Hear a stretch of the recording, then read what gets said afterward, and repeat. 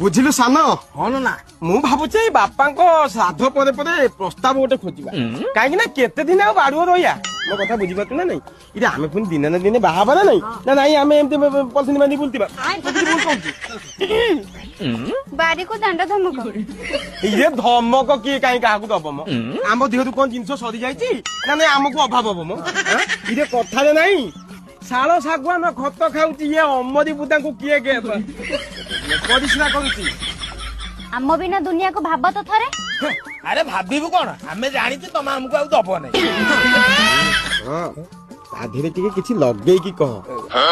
ନହେଲେ ଜିନିଷଟା ଭାରି ଖରାପ ଶୁଭୁଛି ଯେମିତି ମନ ଟିକେ ଲଗେଇକି କହ ନହେଲେ ଭଲ ପାଇବା ନହେଲେ ପ୍ରେମ ଟିକେ ଲଗେଇକି କହ ନହେଲେ ସେଣ୍ଟେନ୍ସ ଟା ଭାରି ଖରାପ ଶୁଭୁଛି